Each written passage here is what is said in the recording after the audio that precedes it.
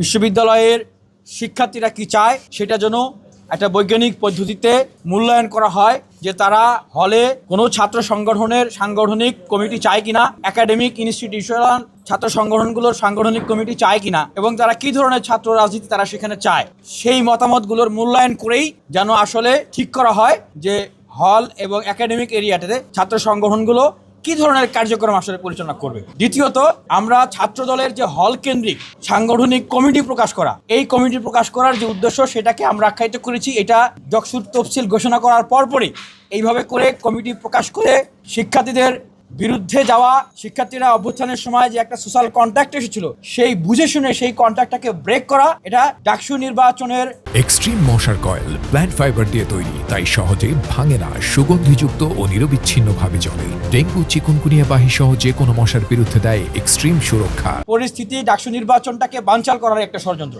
আপনারা সুস্পষ্টভাবে লক্ষ্য করেছেন, একদিক থেকে তারা ঠিক এই সময়টাতে কমিটি প্রকাশ করলো, আরেক দিক থেকে গণতান্ত্রিক ছাত্র সংসদ নামে যে ছাত্র সংগঠন তাদের নেতৃবৃন্দরা সংবাদ সম্মেলন করে সেটার বিরোধিতা করলো। ওকে, ঠিক আছে, আমরাও শিক্ষার্থীদের সেই দাবির সাথে সংহতি জানিয়েছি, কিন্তু খুবই ক্রিটিক্যালি যে ঘটনাটা ঘটেছে আপনারা যদি লক্ষ্য করেন যে এই মিছিলগুলোতে এবং বিভিন্ন হলগুলোতে উস্কানি প্রদান করা হয়েছে শিক্ষার্থীদেরকে। হলগুলোতে দেখবেন যে পানির ফিল্টার, মেয়েদের হলগুলোতে আমরা ভেন্ডিং মেশিন দিয়েছিলাম যেখানে আমাদের কোনো সংগঠনের নাম লোগো কিছু ছিল না, সেগুলোতে ক্রস চিহ্ন দেওয়া, জুতা মারা, ইভেন ছাত্র দলেরও অনেক পানির ফিল্টার, এই ধরনের জিনিসকে ভেঙে ফেলা হয়েছে এবং শিক্ষার্থীদেরকে উত্তেজিত করা হয়েছে। মানে একটা সহিংস পরিস্থিতি তৈরি করে, সংঘাত সহিংসতা তৈরি করে ডাকসু নির্বাচনকে বানচাল করার একটা প্রজেক্ট তৈরি করা হয়েছিল। আমরা স্পষ্টভাবেই বলতে চাই যে 5 আগস্টের পর থেকে প্রত্যেকটা ছাত্র সংগঠনই এবং অনেক ব্যক্তিরা বিভিন্ন হলগুলোতে তারা কিন্তু বিভিন্নভাবেই কার্যক্রম পরিচালনা করেছেন।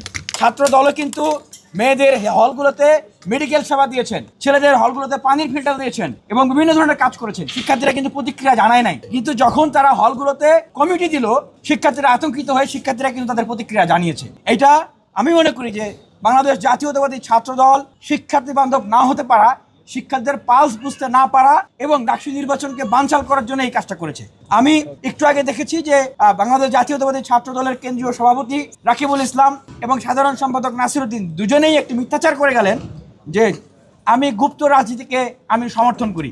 দেখেন, ঢাকা বিশ্ববিদ্যালয়ের এই মাটিতে আমি চ্যালেঞ্জ করে বলতে পারি, আমি যতদিন শিক্ষার্থীদের অধিকার নিয়ে গেস্ট রুম, গণরুম, শিক্ষার্থীদের আবাসন সংকট থেকে শুরু করে গণতান্ত্রিক অধিকার, ভোটের অধিকার এবং এই পিএসসি সংস্কার, এই ডাকসু নির্বাচন সহ যতগুলো দাবিতে আমি আন্দোলন করেছি এবং যতবার মার খেয়েছি, জেলে গিয়েছি, ছাত্রদল এত বৃহৎ সংগঠন হয়েও তারা সেটা করতে পারে নাই। তারা তাদের ব্যর্থতা ঢাকার জন্য এই ত্যাগ দিয়ে গেছে।